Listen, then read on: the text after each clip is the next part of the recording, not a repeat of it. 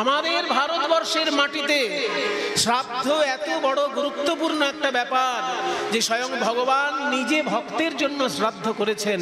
সেটা আপনাদের বাড়ির কাছাকাছি মহাতীর্থ, এখান থেকে বোধহয় বেশি দূর না, 25-30 কিলোমিটারের মধ্যেই হবে হয়তো, অগ্রদ্বীপ, যেখানে ভক্ত ভগবানকে ছেলে বলে ডেকেছিল বলে ভগবান স্বপ্নে বাবাকে জানালেন যে তুমি যখন আমাকে ছেলে বলেছ তোমার শ্রাদ্ধ আমি করব, তুমি কোনো দুশ্চিন্তা করো না। সত্যি সত্যি দেখা গেল যেদিন গোবিন্দ ঘোষ মহাশয় পরলোক গমন করলেন সেদিনকে ভগবান ব্রাহ্মণদেরকে স্বপ্ন দিলেন যে আমি আমার বাবাকে কথা দিয়েছিলাম তার শ্রাদ্ধ আমি করব, কাজে আমার রাজ পোশাক পাল্টে দিয়ে আমাকে ওই ধরা কাছা পরিয়ে দাও।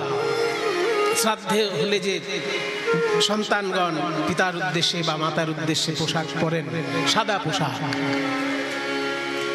তা চিন্তা করা যায় যে ভগবানকে আমরা শাস্ত্রে দেখেছি লেখা রয়েছে যে নীল পীত বসন ধর, তাই না, নীল কলেবর পীত বসন ধর, তাহলে ভগবানের কলেবরটা নীল আর তার বসনটা হচ্ছে পীত বরণ। সব জায়গায় তিনি পীত বাস, কিন্তু অগ্রদ্বীপে শ্রাদ্ধের সময়ে তিনি শ্বেত বাস। এটা আশ্চর্যের থেকেও আশ্চর্যতর একটা ব্যাপার যে ভগবান সর্বত্র পীত বসনে আরাধিত হন, সেই ভগবান ওই অগ্রদ্বীপে ভক্তের উদ্দেশ্যে শ্রাদ্ধ করার জন্য সেদিনকে ধরা কাছা পড়েছেন, আজও পড়ছেন। প্রতি বছর যে তার একাদশীতে উৎসবটা হয়, শ্রাদ্ধ অনুষ্ঠানটা হয়, আজও ভগবান সেই পোশাকেই শ্রাদ্ধ করেন। কাজে আশ্চর্য ব্যাপার আমাদের এই ভারতবর্ষ। আমি যে শ্লোকটি প্রথমেই বললাম এটি স্বয়ং ভগবান শ্রীকৃষ্ণের বলা শ্লোক গীতার পাতায়। একটা ছোট শিশুকে বুঝানোর মতন করে তিনি অর্জুনকে বুঝাচ্ছেন। অর্জুন বলতে চাইছে যে আত্মা বিষয়টা কেমন, দেহের সঙ্গে আত্মার সম্পর্কটা কেমন। তখন ভগবান শ্রীকৃষ্ণ অতি সহজে বুঝিয়ে দিলেন, বাসাসে জীর্ণানি যথা বিহায় নবানি গৃহণাতি নরোপরাণি তথা শরীরাণি বিহায় জীর্ণানি অন্যানি সংয়াতি নবানি দেহি। খুব সুন্দর। দেখুন, সিদ্ধান্ত হঠাৎ করে বলে দেওয়া মানুষের কাছে খুব গ্রহণ করতে অসুবিধা হয়, কিন্তু সিদ্ধান্ত যদি দৃষ্টান্ত দিয়ে বোঝানো হয় মানুষের বুঝতে সুবিধা হয়। তাই ভগবান শ্রীকৃষ্ণ অর্জুনকে বোঝাচ্ছেন একটা সিদ্ধান্ত যে আত্মা হচ্ছে আবরণীয় আর দেহ হচ্ছে তার আবরণ। কিন্তু এই কথাটা বোঝা খুব কঠিন হয়ে গেল। তাই উদাহরণ দিয়ে বলছেন ভগবান যে মানুষ যেমন জামা কাপড় পাল্টায় তেমনি আত্মা দেহ পাল্টায়। দুর্গাপূজার সময় আমরা নতুন জামা কাপড় পরি না, ঈদের সময় যেমন মুসলমান ভাইরা নতুন জামা কাপড় পরে, তেমনি আমরা দুর্গাপূজার সময় নতুন জামা কাপড় পরি। এই নতুন জামা কাপড় আমরা পরি কখন? বছরে একবার। পুরনো জামা কাপড় ছেড়ে দিয়ে নতুন জামা কাপড় পরি। ঠিক তেমনি আত্মা পুরনো দেহটাকে ত্যাগ করে নতুন দেহ ধারণ করে। এই পুরনো দেহ ত্যাগ করাটাকে বলে মৃত্যু, আর নতুন দেহ ধারণ করাটাকে বলে জন্ম। বলে এটা শুনতে যত সহজ মনে হলো, মেনে নিতে অত সহজ বলে মনে হয় না। কারোর বাড়িতে যদি একটা ছেলে জন্ম নেয়, জন্মদিনের আনন্দে সবাই হই হুল্লোড় করছে, তাহলে কেউ যদি এসে বলে আরে কি আর হয়েছে, আপনার ছেলে একটা জামা পরেছে, দেহ জামা পরে নিয়েছে, সেটা তো হাস্যকর ব্যাপার হয়ে যাবে না? জন্মদিনে আমরা আনন্দ করছি, আর কেউ এসে বললো এত আনন্দ করার কিছু নেই, আত্মা জামা পরেছে। কাজে বিষয়টা যত সহজ অত সহজে মেনে নেওয়া যায় না। আমার আপনজন যদি আমাকে ছেড়ে দেহ ত্যাগ করে, কেউ যদি এসে বলে আত্মা জামা কাপড় ছেড়ে দিয়েছে, খুলে ফেলেছে, সেটা কি আমার কাছে খুব সহজভাবে গ্রহণযোগ্য হবে? অমনি প্রশ্ন আসবে। যে জামা কাপড়ের সঙ্গে দেহর তুলনা হয় কি করে? বলছে জীর্ণ দেহ ত্যাগ করতে বলেছে। দেহ জামা যদি এই যে জামা যদি জীর্ণ হয় তবে আমরা ত্যাগ করব। যাদের অল্প বয়সে মৃত্যু হচ্ছে তাদের দেহটা তো আর জীর্ণ দেহ নয়, তাহলে জীর্ণ জামা কাপড়ের উদাহরণ এক্ষেত্রে ঠিক খাটলো না। মনে করুন 80 বছরের বুড়ো মারা গেল, সেক্ষেত্রে যদি বলা হয় যে মানুষ যেমন পুরনো জামা কাপড় ছাড়ে তেমনি আত্মা পুরনো দেহ ত্যাগ করলো। কিন্তু যদি কারোর 5 বছর বয়সে মৃত্যু হয়, 5 বছরের দেহটা তো আর 80 বছরের মধ্যে পুরনো নয়, টাটকা একটা শরীর। কিংবা 6 মাসে যদি কারোর মৃত্যু হয়, 6 মাস আগে জন্ম নিয়েছে মরে গেল, সেই দেহটার ক্ষেত্রে তো আর জীর্ণ দেহর উদাহরণ চলে না। তাহলে ভগবানের শ্লোকটা বোধহয় বলা ভুল হয়ে গেছে। বলে শোনো, ভগবানের শ্লোক বিচার করার মতন সূক্ষ্ম বুদ্ধি অর্জন করতে গেলে দুটো জিনিস চাই। এক, সঠিক সাধু সঙ্গ চাই। 2, অত্যন্ত গভীর সাধনা চাই। তা নাহলে ভগবানের শ্লোক তুমি না বুঝতে পেরে ভুল বলে দেবে, এত বড় দুঃসাহস করো না, তুমিই অধঃপতে যাবে, ভগবানের কিচ্ছু হবে না। ভগবান এটা ভুল বলেছেন, এটা বলার আগে তুমি ভেবে দেখো তুমি কতটা যোগ্য এই ভুল আর ঠিক করার জন্য, ভুল আর ঠিক বোঝার জন্য। বলা হলো পুরনো দেহ পুরনো জামা কাপড় ছাড়ে যেমন দুর্গাপূজার সময় সাধারণ মানুষ, তেমনি আত্মা জীর্ণ দেহ ত্যাগ করে, তাকে বলে মৃত্যু। কিন্তু যদি কেউ 6 বছরে 5 বছরে দেহ ত্যাগ করে তাহলে তো সেই দেহটা তো টাটকা, সেখানে তার জীর্ণ দেহ উদাহরণটা খাটলো না, তাহলে ভগবানের কথা ভুল। সেখানে উত্তর আছে। উত্তর হলো এখানে জীর্ণ মানে কালের দ্বারা জীর্ণ নয়, কর্মফলের দ্বারা জীর্ণ। জীর্ণ শব্দটা এখানে বুঝতে হবে। জীর্ণ মানে কালের দ্বারা জীর্ণ নয়। 80 বছরের বুড়ো 80 বছরের দেহটাকে তুমি জীর্ণ বলছো, যেটা কালের দ্বারা জীর্ণ। আর যদি কেউ 6 বছরের মধ্যে মারা যায়, জানতে হবে কালের দ্বারা সে দেহ জীর্ণ হয়নি, দেহ টাটকাই আছে, কিন্তু কর্মফল তার শেষ। আর কর্মফল যদি শেষ হয়ে যায়, তার বয়স যাই থাক, তাকে দেহ ত্যাগ করতে হবে। যেমন মনে করুন যে মিলিটারিতে চাকরি করে, এই বাড়ির এক ভাই মিলিটারিতে চাকরি করেন, এই বাড়ির এক ভাই পুলিশে চাকরি করেন, তিনি বীরভূমে একটি থানার ওসি। খুব গর্বের ব্যাপার এই পরিবারটির, যেই পরিবারের বিভিন্ন ছেলে মেয়ে বিভিন্নভাবে নিজেদেরকে দেশের সেবার মধ্যে যুক্ত করতে পেরেছে। তাহলে যে মিলিটারিতে চাকরি করছে, সে মিলিটারি থেকে একটা পোশাক পেল। মনে করুন গতকালকে যে নতুন পোশাক পেল, আজকে তার চাকরি শেষ, তাহলে আগামীকাল ওই নতুন পোশাক সে আর পরতে পারবে? গতকালকে কিন্তু সে পোশাকটা পেয়েছে, আর আজকেই তার চাকরি শেষ হয়ে গেল। আগামীকালকে সে কি ওই পোশাকটা আর পরতে পারবে? আর অধিকার আছে? পোশাক নতুন, কিন্তু তার পরার অধিকার আছে কি? এই অর্থে ভগবান বলছেন জীর্ণ দেহ। যে পোশাকটা টাটকা থাকলেও তোমাকে ছাড়তে হবে, কারণ টাইম তোমার শেষ, চাকরির টাইমটা তোমার আজকে শেষ। ঠিক তেমনি আমরা জীর্ণ দেহ ত্যাগ করি মানে বুড়ো দেহ ত্যাগ করি তা নয়, আমাদের কর্মফল যখন শেষ হলো সেই সময় আমরা দেহটা ত্যাগ করি। তাই তো কবিগুরু রবীন্দ্রনাথ বলেছেন মলিন বস্ত্র ছাড়তে হবে। কাপড় যখন ময়লা হয় তখন সেটাকে ছাড়তে হয়। ভগবানের বাণীর সঙ্গে কত কাছাকাছি দেখুন এই বাণীটা। ভগবান বলছেন জীর্ণ দেহ ছাড়তে হয়, তাকে বলে মৃত্যু। আর কবিগুরু বলছেন মলিন দেহ ছাড়তে হয়।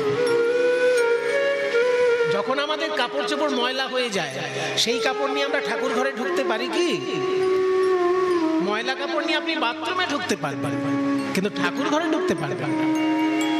ঠাকুর ঘরে ঢোকার আগে আপনাকে অন্য কাপড়, ঠাকুর ঘরের জন্য যেটা আগে থেকে তুলে রেখেছেন, সেই নতুন কাপড়টা পরতে হবে।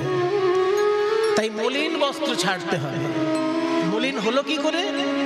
না কাজ করলেই মলিন হয়। আপনি যদি নতুন জামা কাপড় পরে খাটে বসে থাকেন, আপনার কাপড় কোনোদিন ময়লা হবে না।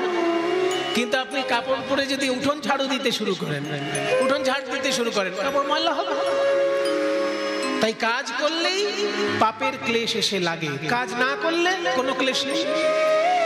দিনের কাজে ধুলা লাগি অশেষ দাগে হলো দাগি, দিনের কাজে ধুলা লাগি অনেক দাগে হলো দাগি, এমনি তপ্ত হয়ে আছে সহ্য করা ভার আমারে মলিন অহংকার, মলিন বস্ত্র ছাড়তে হবে। কত সুন্দর মিল গীতার শ্লোকের সঙ্গে রবীন্দ্রনাথের বাণী। তাই দেহ ত্যাগ মানে আমাদের কাছে তিনি সশরীরে নেই, কিন্তু অশরীরে তিনি আমাদেরকে আশীর্বাদ করছেন। তার আশীর্বাদ আমরা সবাই কামনা করি, এই পরিবারের সকলে তার আশীর্বাদ কামনা করে, এবং তিনি অশরীরী অবস্থায় দেখছেন যে তার আত্মীয় স্বজন, তার পাড়া প্রতিবেশী তার প্রতি শ্রদ্ধা সম্পন্ন হয়ে তার শ্রাদ্ধের অনুষ্ঠানে সকলে কেমন যোগদান করেছে। তাই আজকে আমরা সবাই যে কীর্তনের রস আস্বাদন করতে এসেছি, দেখুন কি সুন্দর মহাপ্রভুর ভাবটি আজকে কেমন না। মহাপ্রভু বলছেন, মহাপ্রভু আজকে পূর্বের ভাবে ভাবিত হয়েছে, বলছে আরে মোর গোরা দ্বিজমণি। মোর মানে আমার, আরে মোর মানে আমার, গোরা দ্বিজমণি। হা নাথ বলি লুটায় ধরণী। প্রাণনাথ প্রাণনাথ বলে মহাপ্রভু গড়াগড়ি দিচ্ছেন। কেন এলেন মহাপ্রভু আপনাদের কাছে? আপনাদের কাছে বলতে এই পাশেই তো নবদ্বীপ। মহাপ্রভু জন্মগ্রহণ করেছেন এই পবিত্র মহা তীর্থভূমি নবদ্বীপে। কেন এলেন তার অনেক ব্যাখ্যা আপনারা শুনেছেন। তার মধ্যে একটা খুব প্রচলিত ব্যাখ্যা হচ্ছে যে রাধা কৃষ্ণের মিলিত তনু হয়ে তিনি এসেছেন কারণ রাধারানীর প্রেম ঋণ তার শোধ করা হয়নি। ভগবানও আবার ঋণ হয়, আমরা তো শুনেছি গরিব মানুষের ঋণ হয়, কিন্তু যিনি সারা বিশ্ব ব্রহ্মাণ্ডের মালিক তারও আবার ঋণ হয়। কোথায় ঋণ হয়েছে না তারই নিজের লোকের কাছে। রাধারানী তো আর আলাদা কেউ সাধারণ মানুষ নয়, রাধারানী তো ভগবানেরই অংশ। দেখুন ভগবান তত্ত্বটা তৈরি হয় তিনটে জিনিস দিয়ে, যেমন বালি সিমেন্ট আর ইট দিয়ে একটা দেওয়াল তৈরি হয়, তেমনি তিনটে জিনিস দিয়ে ভগবান তৈরি হয়, সৎ, চিত আর আনন্দ। এই শব্দগুলো একটু শুধু শুনে রাখুন, মানে বুঝতে সারা জীবন লেগে যাবে। সৎ মানে সত্তা, চিত মানে চৈতন্য, আর আনন্দ মানে নির্ভেজাল সুখ। যে আনন্দ কোনো নিরানন্দের কারণ হতে পারে না। আমাদের কাছে কোনো কোনো আনন্দ নিরানন্দের কারণ হয়। যেমন ধরুন যদি কেউ মদ্যপান করে, খুব আনন্দ পাচ্ছে, কিন্তু এই মদ্যপান অতিরিক্ত করার ফলে তার শরীর যখন খারাপ হবে এই কষ্টটার দুর্ভোগও তাকে পোহাতে হবে। তাহলে এই কষ্টের দুর্ভোগের জন্য তার কারণ কোনটা? মদ্যপানের আনন্দটা। কাজে কোনো কোনো আনন্দ দুঃখ বয়ে নিয়ে আসে, সেই আনন্দ কিন্তু ঈশ্বরের আনন্দের সঙ্গে এক নয়। যে আনন্দ আপনাকে কখনো দুঃখ দিতেই পারে না, যেমন কীর্তন শোনার আনন্দ, কীর্তন শোনার যে আনন্দ সেটা কোনোদিন দুঃখ দিতে পারে আপনাকে? ভাগবত কথা শোনার যে আনন্দ সে কোনোদিন দুঃখ দিতে পারে? এই আনন্দ কখনো দুঃখ দিতেই পারে না, এটা নির্মল আনন্দ। ওই জন্য এই আনন্দটা ভগবানের অংশ। ভগবানের তিনটে অংশ, সৎ, চিত, আনন্দ। তার মধ্যে আনন্দ অংশটা যখন নারী রূপ ধারণ করলো তারই নাম রাধারানী। তাহলে ভগবানের 30% রাধারানী হচ্ছে, মানে 33.3 মাথায় পৌনপুনিক থাকছে। যদি সৎ চিত আনন্দ মিলে ভগবান হয় তাহলে তার মধ্যে একটা অংশের নাম আনন্দ। সেই আনন্দটা যখন নারী মূর্তি ধারণ করলো সেটাই রাধা। রাধা কৃষ্ণ প্রণয় বিকৃতির লাদিনী শক্তির তাহলে রাধারানী যদি কৃষ্ণের আনন্দময় মূর্তি হয়, আনন্দময়ী মূর্তি হয়, তারই কাছে কৃষ্ণ ঋণী হয়েছে। কেন না শ্রীকৃষ্ণ ততখানি প্রেম জানেন না যতখানি প্রেম রাধারানী জানেন। সেই জন্য রাধারানীর কাছে প্রেমের ঋণী শ্রীকৃষ্ণ। তাই শ্রীকৃষ্ণ বলেছিলেন না, কিবা কানু কহেরাই, কানু কহেরাই কহিতে ডরাই ধবলি চরাই কিবা কানু কহেরাই কহিতে ডরাই ধবলি চরাই আমি। কিবা কানু কহেরাই, কানু কহেরাই কহিতে ডরাই ধবলি চরাই মুই। কিবা কানু কহেরাই কহিতে ডরাই ধবলি চরাই আমি। আহা রাখালিয়া মতি, রাখালিয়া মতি না জানি প্রীতি, ওই রাখালিয়া মতি না জানে প্রীতি। রাখালিয়া বলে আমি রাখাল বই তো নয় হে, রাখালিয়া বলে আমি রাখাল বই তো নয় হে, হেনু রাখা রাখাল বই তো নয় হে, রাখাল বই তো নয় হে। রাখালিয়া মতি কি জানি প্রীতি, প্রেমের পসরা তুই। প্রেমের পসরা তার মানে কি, তুমি প্রেমের পরিপূর্ণ মূর্তিময়ী প্রতিমা, পরিপূর্ণ মূর্তি প্রেমের। তা তুমি হলে প্রেমের মূর্তি আর আমি হলাম রাখাল। আমি কি বুঝি ভালোবাসার? রাধে তুমি মহাজন যে করো ভর্ৎসন, সুধা সম মোহে লাগে। রাধে তুমি মহাজন যে করো ভৎসন, সুধা সমসার লাগে। মনে করুন আপনি গরিব মানুষ, আর আপনার জমি চাষ করার জন্য মাঝে মাঝে দাদন টাকা পয়সা ঋণ নিতে হয়। এবার যিনি আপনাকে ঋণ দেন তিনি প্রত্যেকবারই আপনাকে গালাগালি দেন, কিন্তু ঋণও দেন। তখন আপনার মনে হয় না যে গালাগালিটা শুনলেও কোনো অসুবিধে নেই, ঋণটা তো দেবে। গালাগালি দিয়ে যদি ঋণ না দিত তাহলে খুব বিরক্ত লাগে। তা শ্রীকৃষ্ণ আজকে রাধারানীকে বলছে তুমি হচ্ছে প্রেমের মহাজন, মানে প্রেম তোমার কাছে ধার পাওয়া যায়। তুমি যখন আমাকে ওই প্রেম আমি ধার শোধ করতে না পারলে তুমি যখন আমাকে গালাগালি দাও, ওটা শুনতেও আমার খুব মজা লাগে। রাধে তুমি মহাজন যে করো ভৎসন, সুধা সম মোহে লাগে। রাধে তুমি মহাজন যে করো ভৎসন, সুধা সমসার লাগে। তুমি আমাকে যখন ভৎসনা করো আমার এখন সুধার মতো লাগে। তোমার ওই গালাগালি গুলো যেন আমার কাছে অমৃতের মতো লাগে। হ্যাঁ, প্রিয়া যদি মান করি করো এ ভৎসন, বলছি যদি ব্রাহ্মণ বেদমন্ত্র উচ্চারণ করে তাহলে ভগবান অত্যন্ত খুশি হন। কিন্তু সেই ভগবান আবার যখন ব্রজগোপী গালাগালি দেন আরো বেশি করে খুশি হন। তাই বলছে প্রিয়া যদি চরিতামৃতে বলছেন যে প্রিয়া যদি মান করি করয়ে ভৎসন, বেদস্তুতি হইতে তাহা হরে মোর।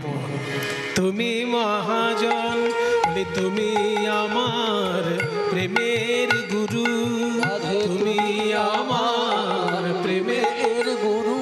আমায় প্রেম করা শিখাইছ, তাই তুমি আমার প্রেমের গুরু। আমায় প্রেম করা শিখায়েছ রাই, তুমি আমার প্রেমের গুরু। রাধে তুমি মহাজন, রাধে তুমি মহাজন যে করো ভৎসন, সুধা সম মোহে লাগে। রাধে তুমি মহাজন যে করো ভৎসন সুধা সম মোহে লাগে।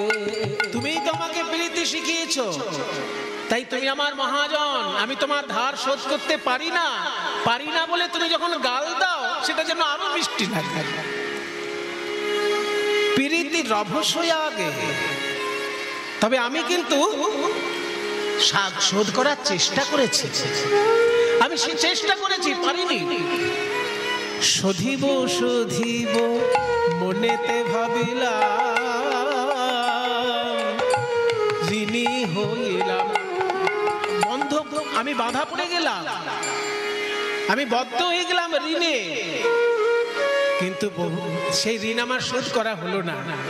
আমি শোধিব শোধিব মনেতে ভাবিলাম, বন্দী হইলাম ঋণে। আমি শুধিব শুধিব মনেতে ভাবিলাম, বন্দী হইলাম ঋণে। আহা কান্ত কহে কানু, কান্ত কহে কানু, তুমি গৌর হইলে। ওই কান্ত কহে কানু, তুমি গৌর হইলে। সেদিন খালাস পাইবে ঋণে। ওই কান্ত কহে কানু, গৌর হইলে খালাস পাইবে ঋণে। সেদিন ঋণে খালাস হবে, সেদিন দিনে খালাস হবে। যেদিন গৌর হয়ে নদিয়ায় যাবে, সেদিন ঋণে খালাস পাবে। গৌর হয়ে নদিয়ায় যাবে, সেদিন দিনের খালাস হবে। যেদিন গৌর হয়ে নদিয়ায় যাবে, নদিয়ায় যাবে। প্রেম ঋণ শোধ করার উপায়টা কেমন দেখুন। আপনি ধার নিয়েছেন 100 টাকা, আপনি আমাকে ধার শোধ করবেন কি করে? 100 টাকাই দেবেন, তাই তো? আপনি বিয়েতে যে সোনার আংটি পেয়েছেন সেটা তো দেবেন না, সেটা কখনো দেয় কেউ? আপনার বিয়েতে শ্বশুর বাড়ি থেকে আশীর্বাদের সময় যে সোনার আংটিটা পেয়েছেন সেটা কখনো ধার হিসেবে শোধ করবেন কি? বাড়ি ছেড়ে পালিয়ে যাবেন তবুও ধার হিসেবে ওটা শোধ করবেন না, এটাই তো করেন লোক। কিন্তু গোপীগণ বলছে, কৃষ্ণ আমাদের প্রেম ঋণ যদি তোমাকে শোধ করতে হয়, আমাদের কাছে শোধ করতে হবে না। তুমি হতভাগ্য কলিজীবকে যদি তোমার এই হৃদয়ের প্রেম দান করতে পারো, সেদিনকে তোমার ঋণ শোধ। হরি বল, হরি বল। তাহলে ভগবানের ক্ষেত্রে সেটা হলো না, যে ভগবানকে ধ্যানে পাওয়া যায় না, মন্ত্রে পাওয়া যায় না, যাগযজ্ঞে পাওয়া যায় না, সব সময় তিনি আমাদের চোখের আড়ালে আড়ালে থাকেন। তিনি নিজে নেমে এসে আমাদেরকে প্রেম বিতরণ করছেন। কেন? ঋণ শোধ করছেন। ঋণ করেছেন ব্রজ গোপীর কাছে আর ফেরত দিচ্ছেন সাধারণ মানুষের কাছে। এইটাই হচ্ছে কলিযুগের ভাগ্য। এই ঘোর কলিযুগের বড় ভাগ্য এটাই যে ভগবান কৃষ্ণ প্রেম ঋণ করেছেন গোপীদের কাছে, গোপীদের কাছে ফেরত দেবার কথা, কিন্তু সেটা নয়, তিনি ফেরতটা দিচ্ছেন আমাদের কাছে।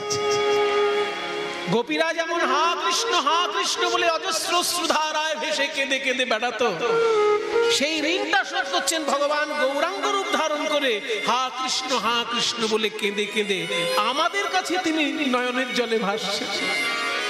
সেই প্রেম তিনি আমাদেরকে দিচ্ছেন। যেদিন গৌর হয়ে নদিয়ায় যাবে, সেই দিন ঋণের খালাস পাবে। যেদিন গৌর হয়ে নদিয়ায় যাবে, সেদিন ঋণের খালাস পাবে। তুমি গৌর হয়ে হা কৃষ্ণ বলে কেঁদে কেঁদে পথে পথে ছুটে বেড়াবে, সেদিন জানবে এই গোপীরা কিভাবে কৃষ্ণ বলে কেঁদে কেঁদে পথে ছুটে বেড়াতো। এই ঋণ তোমার কলিযুগে গিয়ে শোধ হবে। তাই আজকে কলিযুগে মহাপ্রভু হা নাথ বলি লুটায় ধরণী। এমন সময় যখন সারা রাত্রির মহাপ্রভু পরিধামে গম্ভীরা ঘরের মধ্যে কৃষ্ণ বলে কাঁদতেন, তার দুই পাশে দুই মহাজন বসে থাকতেন। একজন হচ্ছেন রামানন্দ রায়, আর একজন হচ্ছেন স্বরূপ দামোদর। বৃন্দাবনে যেমন রাধারানীর দুই দিকে থাকতো দুই প্রিয় সখী ললিতা আর বিশাখা, সেই ললিতা বিশাখাই কলিযুগে রামানন্দ রায় আর স্বরূপ দামোদর। তাদের কাছে কৃষ্ণ বিরহে মহাপ্রভু কাঁদছেন। কাঁদিয়া রজনী পোহায় পোহায় রজনী পোহায় কাঁদিয়া রজনী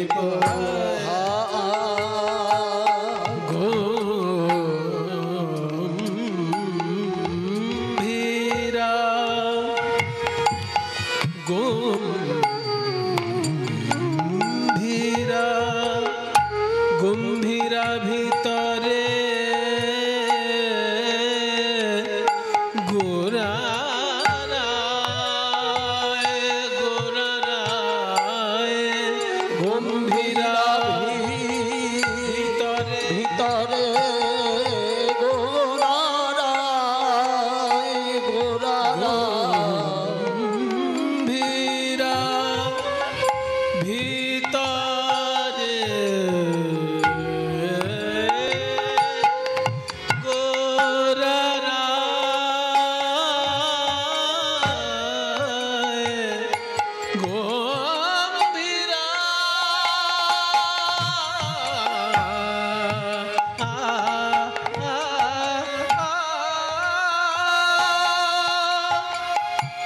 গম্ভীরা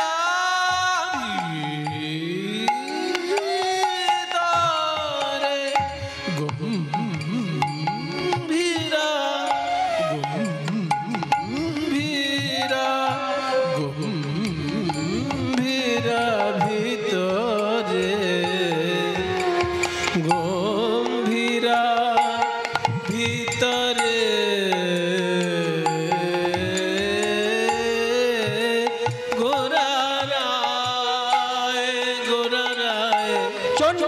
চণ্ডীদাস বিদ্যাপতি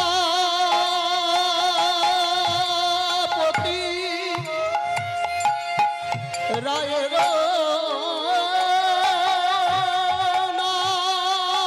নাটক গীতি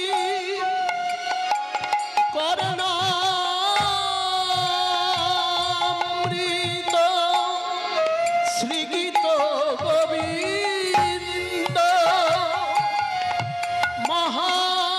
মহাপ্রভু রাত্রি দিনে রায় রামানন্দ সনে গায় শুনে পরম আনন্দ। গম্ভীরা ভিতরে গোরারায় রজনী পোহায় গোকাঁদিয়া রজনী পোহায় গোকাঁদিয়া রজনী প্রতিদিন সারা রাত্রি এইভাবে মহাপ্রভু কাঁদেন। ভক্তগণ বলেন ঋণ শোধ করছেন। আর স্বরূপ রামানন্দের চোখে ঘুম আসে না যে মহাপ্রভু একটু না ঘুমলে আমরা কি করে ঘুমবো। আর দিনের বেলায় একটা ঘটনা ঘটলো একদিন। একটা সাধারণ লোক, অতি সাধারণ লোক, সমুদ্রে স্নান করে আর জগন্নাথের মন্দিরে এসে প্রণাম করে। আপনারা পুরীতে গেছেন তো? যারা যাননি যাবেন। পুরী হচ্ছে আমাদের পূর্ব ভারতের মধ্যে একটি প্রধান তীর্থ। বাঙালিদের মধ্যে যেমন পূর্ব ভারতের প্রধান তীর্থ হচ্ছে গঙ্গাসাগর। এই গঙ্গাসাগর ছাড়া অন্য সমস্ত তীর্থই যেগুলো বাংলায় আছে সেগুলো বাঙালিদের জন্য, সারা ভারতের লোকের জন্য। কিন্তু সারা ভারতের লোকের জন্য বা সারা পৃথিবীর লোকের জন্য যেমন নবদ্বীপ একটা মহাতীর্থ, তেমনি সারা ভারতবাসীর জন্য গঙ্গাসাগর একটা তীর্থ। দেখবেন গঙ্গাসাগরের সময় ভারতের কোন কোন থেকে লক্ষ লক্ষ মানুষ আসে। তেমনি উড়িষ্যার মধ্যে ভারতের শ্রেষ্ঠ তীর্থগুলির মধ্যে হচ্ছে জগন্নাথের মন্দির। অবশ্যই যাবেন। সমুদ্রে স্নান করে জগন্নাথের মন্দির পর্যন্ত আসতে 2 কিলোমিটার রাস্তা। এই রাস্তাটার মধ্যেই সমুদ্র থেকে মন্দিরের দিকে আসার সময় ডান দিকে পড়বে যে মন্দিরে মহাপ্রভু থাকতেন, সেই মন্দিরটার নাম গম্ভীরা মঠ বা রাধাকান্ত মঠ। ওই রাস্তায় লোকটি আসছে, স্নান করে জগন্নাথ মন্দিরে প্রণাম করে, তারপরে বাড়িতে গিয়ে খাওয়া দাওয়া করে কাজে চলে যায়। রোজকার ঘটনা। সে লোকটা যেহেতু সাধারণ কর্মী লোক, অত কিছু বোঝে না শাস্ত্রের, আর বুঝতে চায়ও না, বোঝার সময়ও নেই তার। এইটুকু বুঝে নিয়েছে যে সমুদ্রে স্নান করা মহাপুণ্য, জগন্নাথকে প্রণাম করা মহাপুণ্য, ওই জন্য স্নানটা করে প্রণামটা সেরে খাওয়া দাওয়া করে কাজে চলে যায়। আর সারাদিনের মধ্যে ভগবানের সঙ্গে কোনো যোগাযোগ নেই। তবে এই যে সমুদ্র থেকে মন্দির 2 কিলোমিটার, এই রাস্তাটা যখন হেঁটে আসে তখন কারোর সঙ্গে গল্প করে না, হরিনাম করতে করতে আসে। জানে যে 24 ঘন্টার মধ্যে আমি আর ভগবানকে ডাকার সময় পাবো না, তাই এই রাস্তায় হাঁটার সময় সে আর কিছুই করে না, নাম করতে করতে আসে। আর সেই রাস্তার পাশেই মহাপ্রভুর মন্দির। যেই একটু উচ্চৈস্বরে হরিনাম হয়ে গেছে, অমনি মহাপ্রভুর কানে এসে পড়েছে। আর মহাপ্রভু উন্মাদের মতো ছুটে চললেন লোকটির দিকে। উন্মাদের প্রায় গোরা ছুটি ছুটি ধায়, ওই উন্মাদের প্রায় গোরা ছুটি ছুটি ধায়, আমায় বলে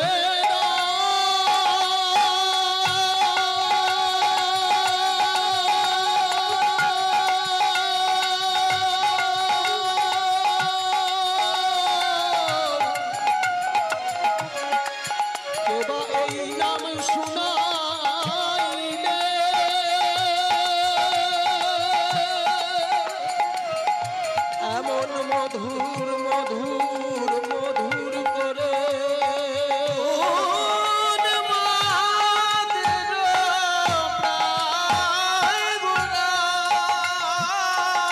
ছুটি ছুটি ধায়, যে করে গোবিন্দ নাম প্রভু ধরে তার পায়, যে করে গোবিন্দ নাম ধরে তার পায়। অতি সাধারণ লোক, বেশি ধর্ম বোঝে না, আর বোঝার সময় নেই। শুধু স্নান করে মন্দিরে আসার সময় রাস্তায় হরিনাম করে, এইটুকুই তার ধর্ম। আর সে লোকটা এইটুকু খবর রেখেছে যে যিনি জগন্নাথ তিনিই কৃষ্ণ, আর তিনিই বর্তমানে চৈতন্যদেব। আর সেই চৈতন্যদেব যখন পায়ের কাছে এসে পড়লো, লোকটির কি অবস্থা হয়? আহা প্রভু, আপনি কি করছেন? আপনি যদি আমার পায়ে হাত দিয়ে বলেন আমার নরকেও জায়গা হবে না প্রভু, আমি কোনো বড় ভক্ত নই, খুব সাধারণ মানুষ। গৌরসুন্দর বলছে, না ভাই, তুমি কৃষ্ণ নাম যখন করেছো, কৃষ্ণের খবর তুমি দিতে পারবে। জানো যদি আমায় বলে দাও গো, জানো যদি আমায় বলে দাও গো, আমি কেমন করে পাবো তারে, জানো যদি আমায় বলে দাও। আমি কেমন করে পাবো তারে, জানো যদি আমায় বলে দাও। আমি কেমন করে পাবো তারে, যার নাম শুনাইয়ে আমায় পাগল কইলে। কেমন করে পাবো তারে, শোনায়ে পাগল কইলে। কেমন করে পাবো তারে, শোনায়ে পাগল বলি, জানো যদি আমায় বলে দাও। সাধারণ লোক কিছুই বুঝতে পারছে না মহাপ্রভু কেন ওই সাধারণ লোকটার কাছে এরকম কাকুতি মিনতি করে কাঁদছে। বাসুদেব ঘোষ বলছে, আমি একটু চেষ্টা করে বলতে পারবো। সমুদ্রের ধারে দাঁড়িয়ে থাকলেই বলা যায় না যে কখন ঝড় উঠবে। যারা সমুদ্র নিয়ে দিনরাত গবেষণা করে, যারা আবহাওয়া নিয়ে গবেষণা করে, তারাই বলতে পারে ঝড়টা কখন উঠবে। ঠিক তেমনি বাসুদেব ঘোষ শুধু মহাপ্রভুর সঙ্গে নাচ গান করে তা নয়, প্রতি মুহূর্তে খবর রাখে মহাপ্রভুর কোন ভাব কেমন ভাবে প্রকাশ পাচ্ছে। তাই আজকেও বাসুদেব ঘোষ বলছে, শোনো, কেন মহাপ্রভু ওই সাধারণ লোকের পায়ে ধরে কাঁদছে জানো? আসলে এখন মহাপ্রভু আর মহাপ্রভু নয়, রাধারানী হয়ে গেছে। আর ওই সাধারণ লোকটিকে মহাপ্রভু ভাবছেন নারদ মুনি। বৃন্দাবনে যখন নারদ মুনি এসেছিল তখন রাধারানী তাকেও পায়ে ধরে বলেছিল, আমার প্রাণনাথ কৃষ্ণ কোথায়? তখন নারদ মুনি বলেছিলেন, রাধে তুমি কেঁদো না, তোমার প্রাণনাথের সঙ্গে মিলন ঘটানোর দায়িত্ব আমার। প্রভাস তীর্থে আমি তোমার প্রাণনাথের সঙ্গে মিলন ঘটাবো, তবে আমি ভালো করে নিঃশ্বাস নেব। আজকে সেই নারদ মুনিকে মনে করছেন, ওই সাধারণ লোকটিকে মনে করছে সেই নারদ মুনি, আর নিজে হয়েছেন রাধা। তাই প্রভাস তীর্থের যে লীলা, সেই লীলা আজকে মহাপ্রভুর মনে পড়েছে। বন্দে নন্দ ব্রজ স্ত্রীণাম পাদরেণুম অভীক্ষ্ণশঃ यासां हरिकथोद्गीतं पुनाति भुवनत्रयम् आसामहो चरणरेणुजुषामहं स्याम् वृन्दावने किमपि गुल्मलतौषधीनाम् यः दुस्त्यजस्व जनमार्यपथं च हित्वा भेजुर्मुकुन्द पदवीं श्रुतिभिर्विमृज्याम् या दुस्त्यजस्व जनमार्यपथं च हित्वा भेजुर्मुकुन्द पदवीं श्रुतिभिर्विमृज्याम्।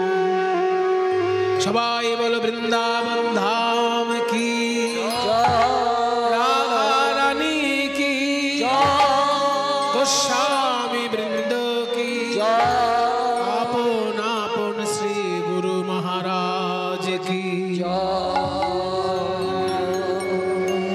মধুময় বৃন্দাবন। মরুভূমি যদি কয়েক হাজার কিলোমিটার ধরে হয়, তার মধ্যে আশ্রয় নেবার যে জায়গা তাকে বলে মরুদ্যান। ইংরেজিতে বলে ওয়েসিস, বাংলায় বলে মরুদ্যান, অর্থাৎ মরুভূমির মধ্যে একটা বাগান। ঠিক তেমনি সারা পৃথিবী যদি মরুভূমি হতে পারে, তাহলে বৃন্দাবন হচ্ছে সেই মরুদ্যান, যেখানে ভগবান নেমে এসে লীলা করেছেন। এবং সেই ভগবানের লীলার, তার পদরজ, তার বিলাস স্থলী এখনো বৃন্দাবনে বিরাজমান। যে লীলা আমরা বর্ণনা করছি সেটা কিন্তু বিরহের লীলা। সেই জন্য বৃন্দাবনের যে মাধুর্য, বৃন্দাবনের যে সৌন্দর্য, সেটা কিন্তু এখন আমাদের চোখে ঠিক পড়ছে না। বৃন্দাবনের সৌন্দর্য কত সুন্দর বর্ণনা করেছে ভাগবত। বৃন্দাবনম সখি ভুবো বিতনোতি কীর্তিম यद्देवकी सुतपदाम्बुजलब्ध लक्ष्मी गोविंद वेणुमनमत्त मयूर नृत्यम प्रेक्ष्यादिसान्वरतान्य समस्त सत्वम। অর্থাৎ দেখো সখী, বৃন্দাবনের কি অপূর্ব শোভা, যে বৃন্দাবনের ভাগ্য কত বড়। দেখো গোবিন্দ বেণু অনুমত, গোবিন্দ যখনই বেণু বাজাচ্ছেন, অনু তার ঠিক পরক্ষণে মত্ত ময়ূর নৃত্য। ময়ূর ভাবছে আকাশে বোধহয় মেঘ ডাকছে, বাঁশি শুনে ময়ূর পেখম তুলে নাচছে। গোবিন্দ বেণু অনুমত্ত ময়ূর নৃত্যম প্রেক্ষ্য, তাই দেখে অদৃশানু অর্থাৎ পাহাড়ের গোড়ায় যেসব পশু পাখি রয়েছে তারাও মনের আনন্দে নৃত্য করছে।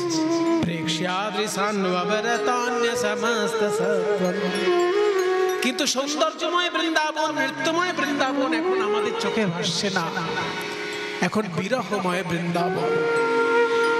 100 বছর ধরে রাধারানী কেঁদেছেন কৃষ্ণ কৃষ্ণ বলে, কোনদিন বলেছেন মরিব মরিব সখী নিশ্চয় মরিব, কিন্তু কানু হেন গুণনিধি কারে দিয়ে যাব। আজকে রাধারানী আর কথা বলে কাঁদতে পাচ্ছেন না, আজকে আকারে ইঙ্গিতে বিরহ প্রকাশ করছেন। একটা পাথরের টুকরো কুড়িয়ে নিয়ে বৃন্দাবনের কোমল মৃত্তিকায় শ্রীকৃষ্ণের চিত্র অঙ্কন করছেন। আরে কে বা গোবিন্দের ছবি আঁকছেন মাটিতে।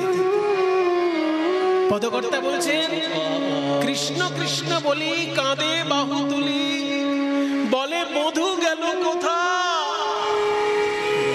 মৃত্তিকায় উপরে মূরতি আঁকিয়া তার সনে কহে কথা। আরে কে বা ধনী আমার কৃষ্ণ,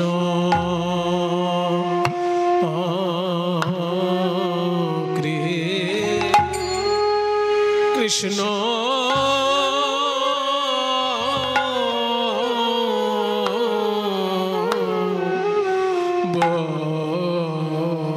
বলি, কৃষ্ণ বলি কাঁদে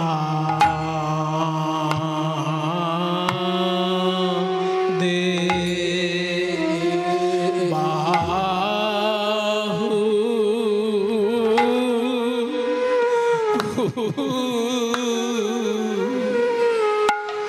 কাঁদে বাহু তুলি,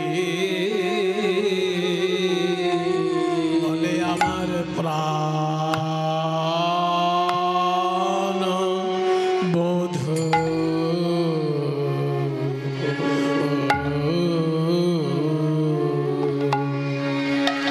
প্রাণ বধূ গেল গেল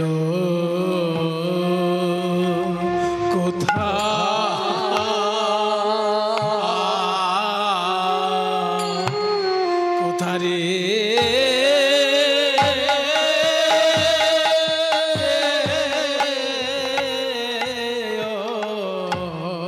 সখী গোয়া যে মৃত্যু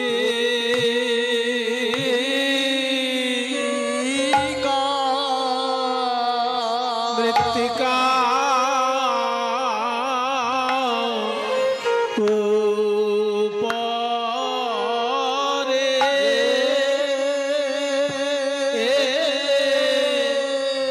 শ্যামের মূরতি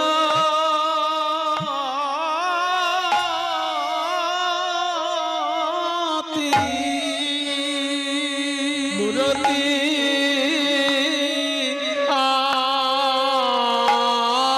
আকিয়া তার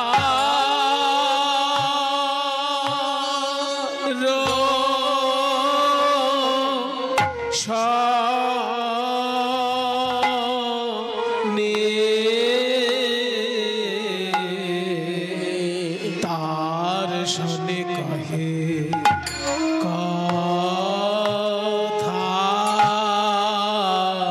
ধনির আমার কত নয়ন্তর ব্যথা গোয়া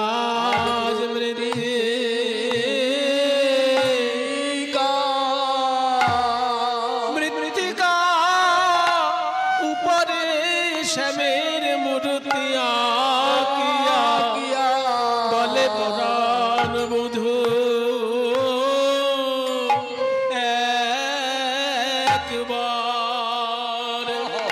একবার কথা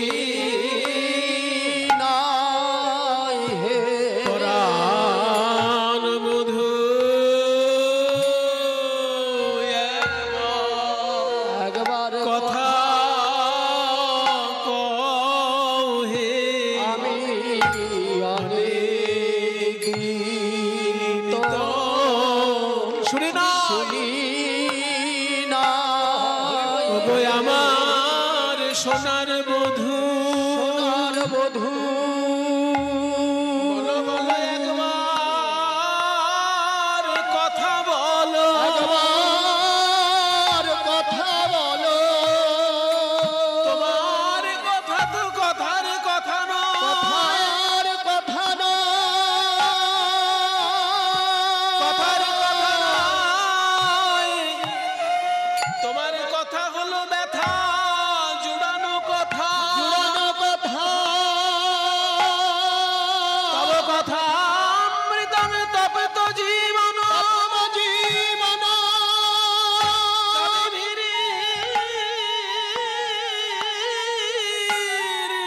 দাম কলম সাপ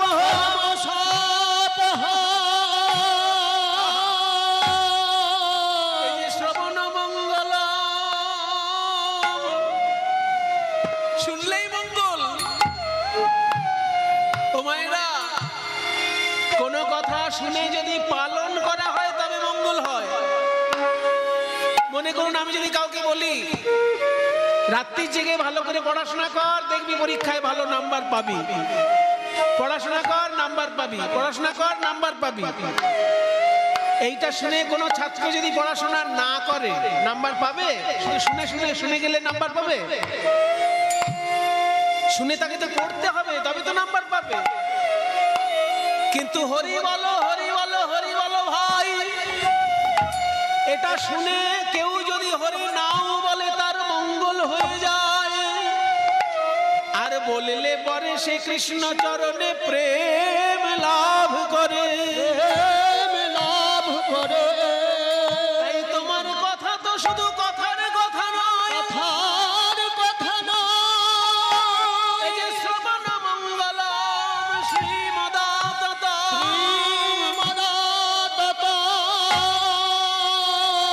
ভূমি গৃণন্তি তে ভুরিদা জনা। তোমার ওই চাঁদ মুখের মধুর বাণী আমি তো অনেক দিন শুনে নয় বধু। বলো বলো একবার চাঁদ মুখে কথা বলো বধু হে। আমি অনেক দিন শুনে নাই শুনে নাই পড়া বধূ একবার কথা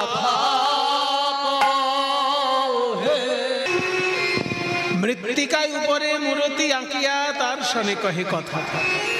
ছবি আঁকছেন মাটির উপর, সেই ছবির সঙ্গে কথা বলছেন। তা ছবির উপর যে মাটিতে যে ছবি আঁকছেন কোন দিক থেকে শুরু করবেন? মুখের দিক দিয়ে শুরু করবেন না পায়ের দিক দিয়ে শুরু করবেন? বদন আঁকবেন না চরণ আঁকবেন? রাইধনী আমার প্রেম ভাবে বিভোর, বদন আঁকতে গিয়ে বদন আঁকতে পারলেন না, আবার চরণ থেকে আঁকতে গিয়ে চরণও আঁকতে পারলেন না। মাঝখানে যে কোটি দেশ, এই কোমর থেকে আঁকা শুরু করলেন। কিবা আঁকিয়া সে কোটি পরাইল ধটি, কত না যতনে প্যারি। ধনী আঁকিয়া সে কোটি পরাইল ধটি, কত না যতনে প্যারি। কিবা আঁকিয়া সে কোটি, যখনই কোমর থেকে আঁকা শুরু করেছে ললিতা বলছে রাধে তুই তো গুরু ধরে অঙ্কন বিদ্যা শিখেছিস, চিত্রকলা তুই শিখেছিস গুরু ধরে, তোর তো ভুল হবার কথা না। তুই মুখের দিকেও আঁকলি না, পায়ের দিক থেকেও আঁকলি না, মাঝখান থেকে কেন শুরু করলি? রাধারানী বলে সখী রে, আমার সর্বস্ব ধন গোবিন্দের ওই রাঙা চরণ, তাই আমি ভেবেছিলাম চরণ থেকেই চিত্র অঙ্কন করব, কিন্তু আবার ভেবে দেখলাম গোবিন্দের চরণ ছিল তাই সে ব্রজ ছেড়ে চলে গেছে। আবার চরণ আঁকলে এই চিত্র যদি ব্রজ ছেড়ে চলে যায় রে, তাহলে আমি কি নিয়ে ঘরে রব, আমি কি নিয়ে আর ঘরে রব। যদি চরণ পেলে চিত্র চলে যায় রে, অভাগিনীর কপাল ভালো নয় রে, চরণ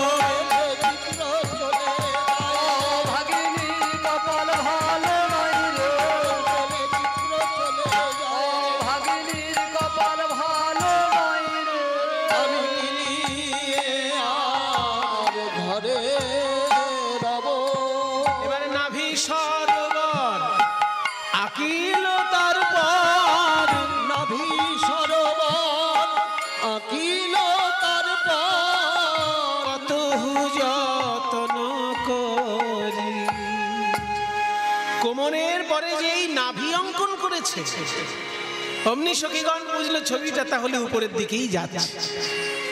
এবার বক্ষ অঙ্কন করলো, তারপর করযুগল, হাত দুটো যখন আঁকলো কিরকম, বাহু দুটি আঁকি ছল ছল আঁখি মুরলি দিল সে করে। বাহু দুটি আঁকি ছল ছল আঁখি মুরলি দিল সে করে।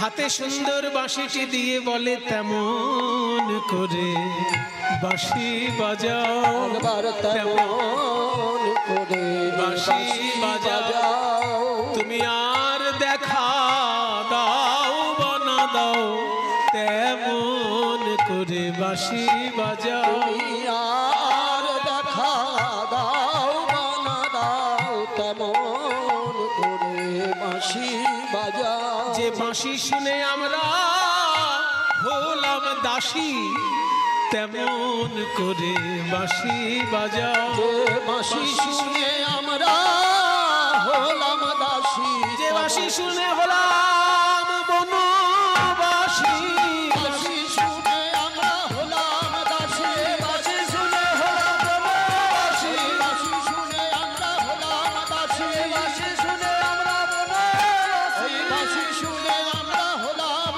দাসী, তেমন করে বাঁশি বাজাও। এবার কম্বু কণ্ঠ কিবা অপরূপ শোভা, ওই কম্বু কণ্ঠ কিবা অপরূপ শোভা, কম্বু কণ্ঠ কিবা অপরূপ শোভা, কম্বু কণ্ঠ কিবা অপরূপ শোভা।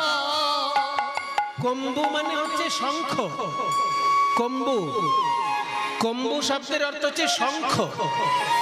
গলাটা অঙ্কন করেছেন, গলা দেখে মনে হচ্ছে যেন শঙ্খ। গলার সঙ্গে শঙ্খ কেন বলা হলো না, গলায় যে গোল গোল দাগ থাকে দেখবেন, শঙ্খটা মুখের দিক থেকে গোল গোল ভাঁজ ভাঁজ দাগ আছে, ওই শঙ্খের যেহেতু গোল গোল দাগ, সেই জন্য গলাতেও গোল গোল দাগ বলে শঙ্খের সঙ্গে গলাটা তুলনা করেছে।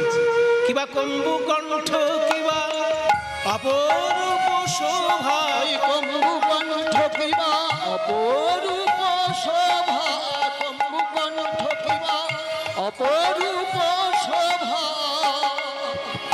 বদন আঁকিল পরে, ওই কম্বু কণ্ঠ কিবা অপরূপ শোভা, বদন আঁকিল পরে। চাঁদ বদন অঙ্কন করে সেই বদনে বদন দিয়ে কথা বলছেন। বদন আঁকিয়া শ্যামের বদন আঁকিয়া মুখে মুখ দিয়া তার সনে কহে কথা। শ্যামের বদন আঁকিয়া মুখে মুখ দিয়া তার সনে কহে কথা। কি কথা বলছে গো? বলে দাসীর কথা কি মনে পড়ে না, দাসীর কথা কি মনে পড়ে না, তুমি দ্বারকায় রাজা হয়েছ বলে দাসীর কথা কি মনে পড়ে না, দ্বারকায় রাজা হয়েছ বলে বৃন্দাবনের রাখাল রাজা, দ্বারকায় রাজা হয়েছ বলে বৃন্দাবনের রাখাল রাজা, দ্বারকায় রাজা হয়েছ বলে দাসীর কথা কি মনে পড়ে না, বদন আঁকিয়া মুখে মুখ দিয়া তার সনে কহে কথা। যদুনাথ ওহে প্রাণনাথ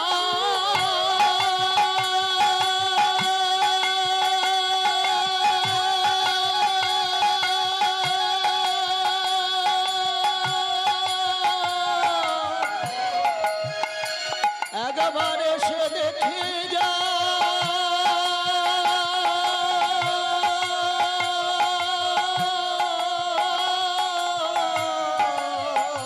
দাস যদুনাথ কয় ওহে রসময় আসিয়া দেখো হে তা। দাস যদুনাথ কয় ওহে রসময় আসিয়া দেখো হে থা।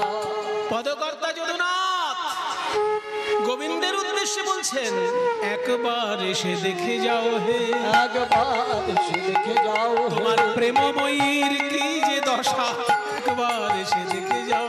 তোমার প্রেমময়ীর কি যে দশা, একবার এসে দেখে যাও। তোমার প্রেমময়ীর কি যে দশা, বলতে হিয়া ফেটে যাও। প্রেমময়ীর কি যে দশা, বলতে হিয়া ফেটে যাও। তোমার প্রেমময়ীর কি যে দশা, বলতে হিয়া ফেটে যায়। একবার এসে দেখে যাও। ওই যদুনাথ কয় ওহে রসময় আসিয়া দেখো হে ধা, আসিয়া দেখো হে ধা। তীব্র বিরহ দশায় মগ্ন রাধা রানী।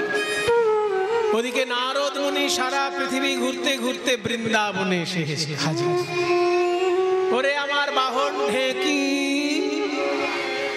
ঢেকি আমাকে কাঁধে নিয়ে সারা পৃথিবী ঘুরছিস আর সারা জীবন শুধু যুদ্ধ দেখছিস।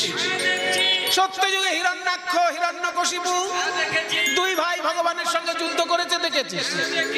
আবার ত্রেতা যুগে রাম রাবণ যুদ্ধ দেখেছিস। দাপর যুগে কুরুক্ষেত্রের যুদ্ধ দেখছিস। আর কত যুদ্ধ চাইতো? এবার একটু শান্তি চাই। এমন একটা দেশে আমাকে নিয়ে চল যেখানে বিশুদ্ধ প্রেম শুদ্ধা ভক্তি পাওয়া যায়। তাই একলে নারদ মুনি চিনতে মনে মনে, এখন নারদ মুনি চিনতে মনে মনে, কোথা রহে শুদ্ধ ভক্তি পাইব কেমনে, কোথা রহে শুদ্ধ ভক্তি পাইব কেমনে। শুদ্ধ ভক্তির দেশে যেতে হবে। তাই এত চিন্তেই নারদ মুনি ঢেকি আরোহণে, এত চিন্তে নারদ মুনি ঢেকি আরোহণে, এত চিন্তে নারদ মুনি ঢেকি আরোহণে, নাচিতে নাচিতে যায় মধুর বৃন্দাবনে। নাচিতে নাচিতে যায় মধুর বৃন্দাবনে। বৃন্দাবনে এসে নারদ চারিদিকে তাকাচ্ছেন। তত্ত্বদর্শী নারদ ঋষি চারি পানে চায়, তত্ত্বদর্শী নারদ ঋষি চারি পানে চায়, তত্ত্বদর্শী নারদ ঋষি চারি পানে চায়। কোথা হইতে তাপ আসি লাগে মোর গায়, কোথা হইতে তাপ আসি লাগে মোর গায়। অঙ্গ কেন জ্বলে যায়, অঙ্গ কেন জ্বলে যায়, আমার অঙ্গ কেন জ্বলে যায়, অঙ্গ কেন জ্বলে যায়। জ্বালা জুড়াইতে ব্রজে এলাম অঙ্গ কেন জ্বলে যায়। জ্বালা জুড়াইতে ব্রজে এলাম অঙ্গ কেন জ্বলে যায়। জ্বালা জুড়ানোর জন্য বৃন্দাবনে এলাম আর বৃন্দাবনে এসে দেখছি তাপ লাগছে গায়ে। বসুন বসুন। বৃন্দাবনে এসে দেখছি তাপ লাগছে। তবে আমার নামও নারদ, আমি শেষ না দেখে ছাড়ি না। হ্যাঁ, আমার গায়ে লাগবে তাপ আর আমি ছেড়ে দেবো? এই তাপ কোথা থেকে আসছে সেই উৎসটা আমার দেখা দরকার। সেই তাপের কেন্দ্র অনুসন্ধান করতে করতে নারদ এসে দাঁড়ালেন রাধা রানীর কুঞ্জের সামনে। দেখে রাধা রানীর কুঞ্জে এত বিরহ তাপ। হা কৃষ্ণ কৃষ্ণ বলে যখন একটা দীর্ঘশ্বাস ফেলছেন, নাকের সামনে দপ করে আগুন জ্বলে যাচ্ছে।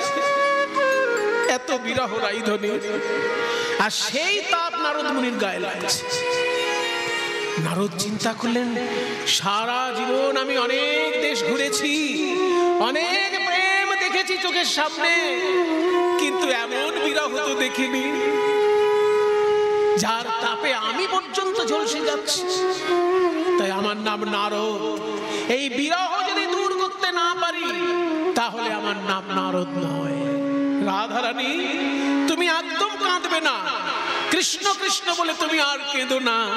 আমি তোমার গোবিন্দের কাছে যাব, এমন একটা যজ্ঞের ব্যবস্থা করব যেখানে তোমাকে উপস্থিত হতেই হবে, আর তোমার শ্রীকৃষ্ণের সঙ্গে নয়নে নয়নে মিলন হবে। তুমি আর কেঁদো না। এই বলে রাধা রানীকে সান্ত্বনা দিয়ে নারদ বললেন, ওরে আমার বিনা, সারা জীবন তুই তো নারায়ণ নারায়ণ নাম গিয়েছিস, আজকে রাধা নাম গাইতে গাইতে একবার দ্বারকায় চলতো। শ্রীকৃষ্ণ যখন রাধা রানীর নাম শুনবেন, দ্বারকার ভূমিতে বসে তিনি চমকে উঠবেন। চল রাধা নাম গাইতে গাইতে দ্বারকায় চল। বলো বলো যন্ত্র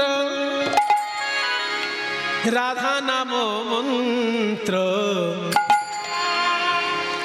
যাগ যজ্ঞ ব্রত কিছু নাহি আর। বলো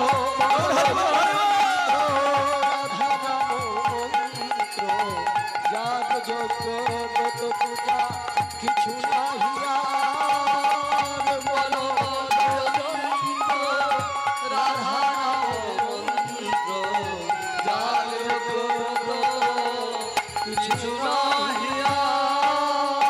বলো বলো বিনে রাধা নাম বিনে, বলো বলো বিনে রাধা নাম বিনে এই ত্রিভুবনে কিছু নাহি আর। বলো যন্ত্র রাধা নাম মন্ত্র যাগ যজ্ঞ ব্রত কিছু নাহি। নাহিয়া। রাধে জয় রাধে রাধে জয় রাধে জয় রাধে জয় রাধে। জয় রাধে জয় রাধে বলো জয় জয় রাধা নাম প্রেম তরঙ্গিনী, রাধা নাম প্রেম তরঙ্গিনী বলো জয় জয় রাধা নাম প্রেম তরঙ্গিনী।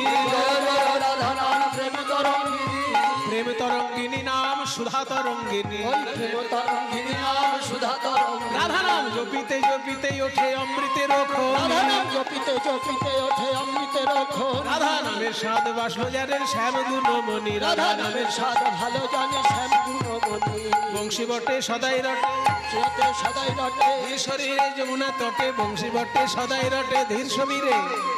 বংশী বটে সদাই রটে ধীর সমীরে যমুনা তটে, বংশী বটে সদাই রটে। রাধা নাম তো দ্বারকায় তো রাধা নাম কেউ করে না, এখানে সবাই বলে রুক্মিণী মাইয়া কি, সত্যভামা মাইয়া কি। এটা তো রাধা নাম কেউ বলে না। তা সেইখানে যখন রাধা নাম গাইতে গাইতে নারদ মুনি এসে দাঁড়ালেন, চমকে উঠলেন সোনার সিংহাসনে বসে গোবিন্দ।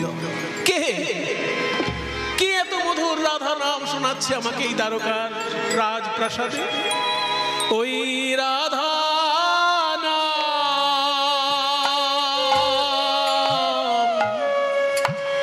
রাধা নাম,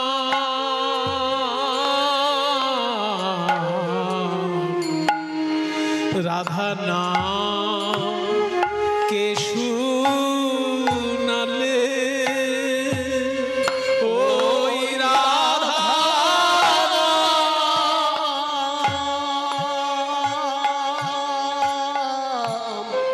রাধা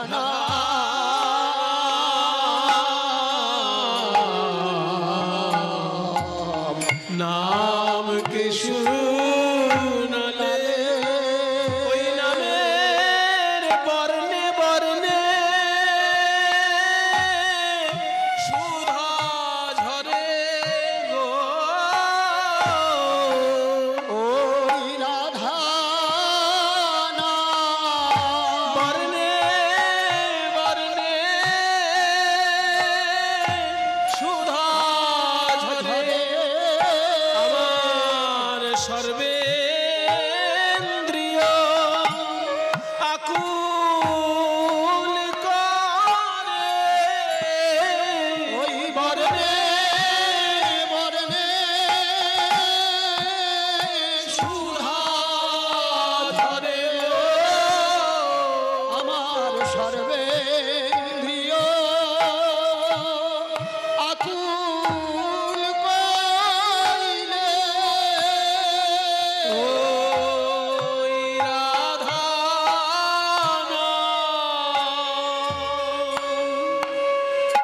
আকুল হয়ে পড়েছেন গোবিন্দ রাধা নাম শুনে।